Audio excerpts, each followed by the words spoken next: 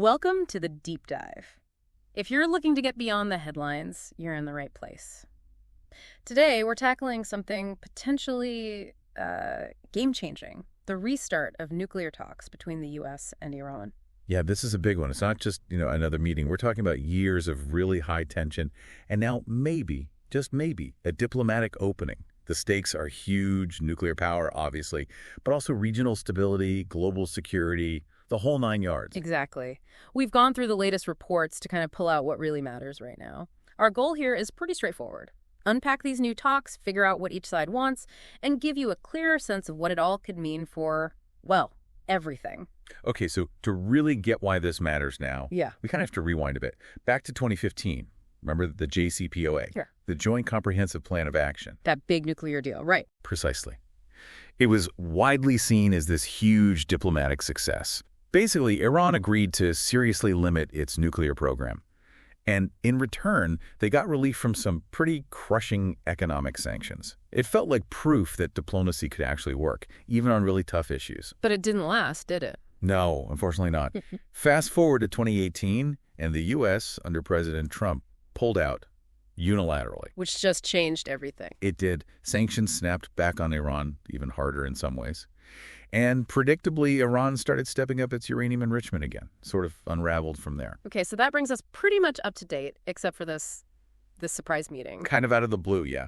Earlier this month, April 2025, U.S. and Iranian delegations met in Rome. Face-to-face? No, not quite. It was indirect. They had European mediators shuttling messages back and forth. Okay. But what's interesting is both sides called the talks constructive. Yeah. Same word. And they've already scheduled a second round, this time in Oman.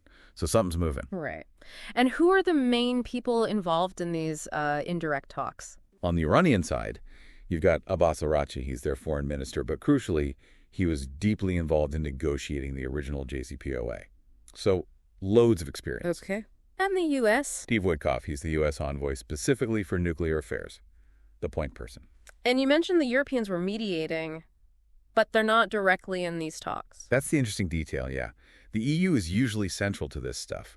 Reports say their absence has, quote, raised eyebrows in Brussels. Huh. Why leave them out? The thinking seems to be maybe a more direct, even if mediated U.S.-Iran channel might be more efficient.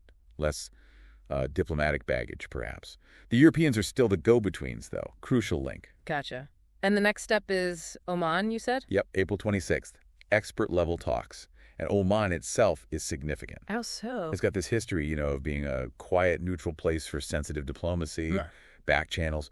Choosing Oman really underlines how delicate these discussions are. High stakes. Okay, so what's Iran actually bringing to the table in Oman? What's their proposal? They've outlined a kind of three-step framework.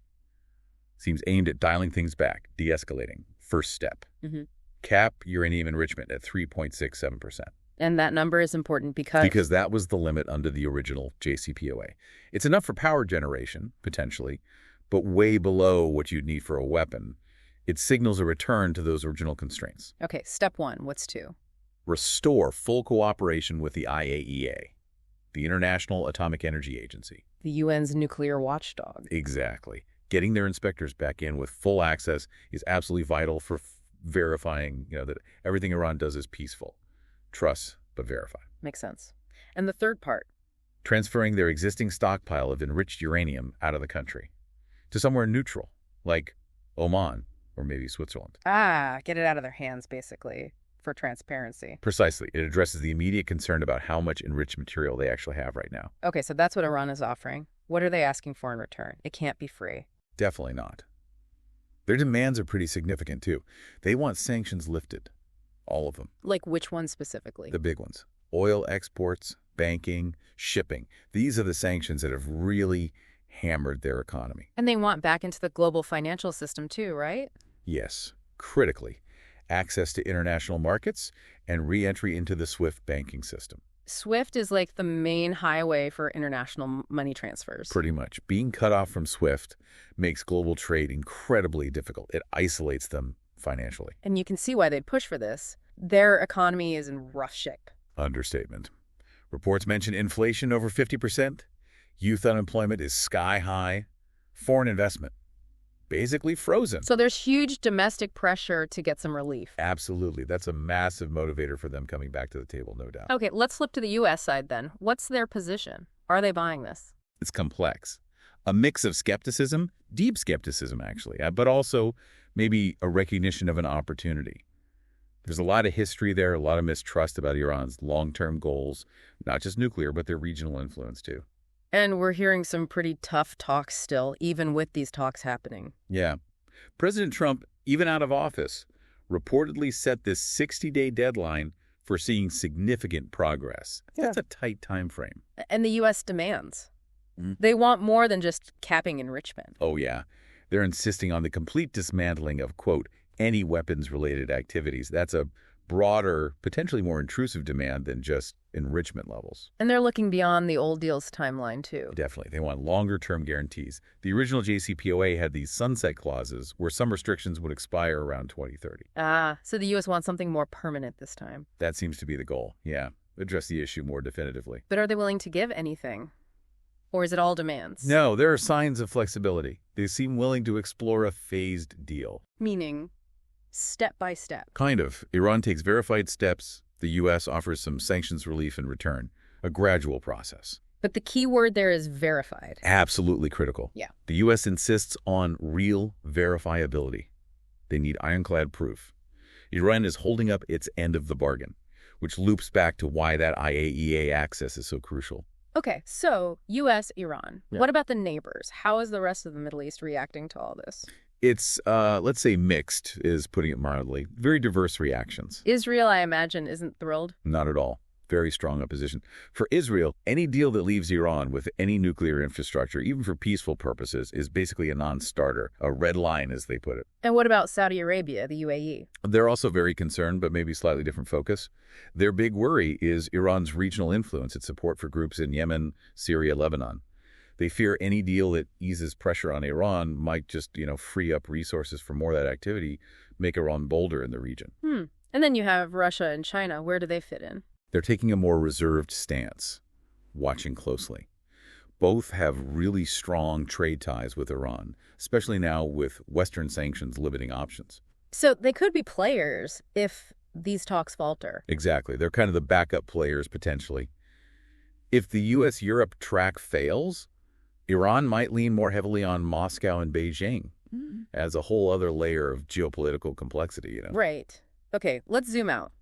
If, and it's a big if, they manage to pull off some kind of revived agreement, what are the global implications? Well, on the positive side, you could see a stabilization of oil prices. Which would be welcome news pretty much everywhere. You bet.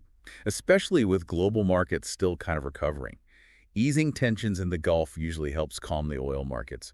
Plus, you could see Iran's economy opening up again. New opportunities for foreign investment, potentially across lots of sectors. And less chance of, things blowing up in the Gulf. That's the hope. A reduction in military tension in a really volatile region, that would be a major win for stability.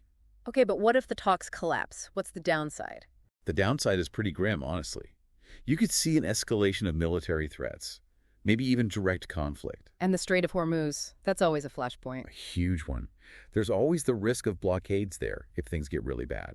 Remember, something like a fifth of the world's oil supply goes through that narrow channel. Wow. So any disruption there hits the global economy hard and fast. Immediately. And beyond the region, a breakdown could deepen the divide between sort of the West and powers like Russia and China, especially if Moscow and Beijing step in to prop up Iran's economy more significantly.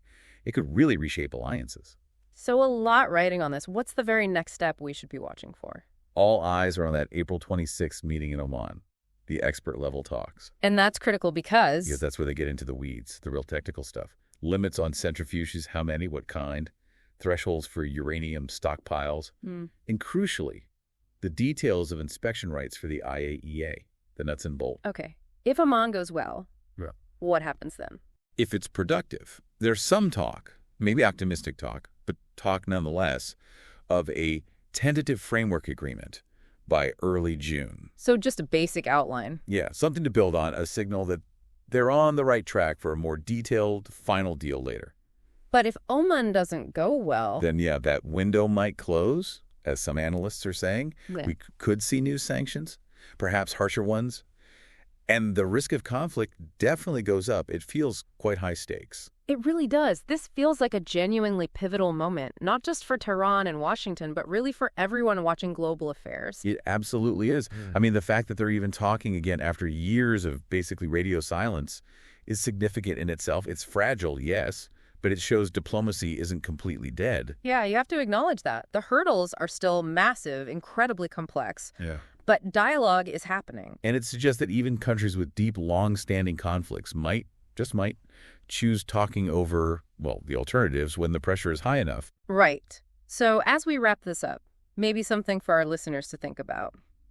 With all these moving parts, the different national interests, the economic pressures, the regional rivalries, the global shifts, what single factor do you think will be the biggest decider, success or failure, for these talks? That's the million-dollar question, isn't it? Yeah. Definitely something to ponder as this situation keeps evolving.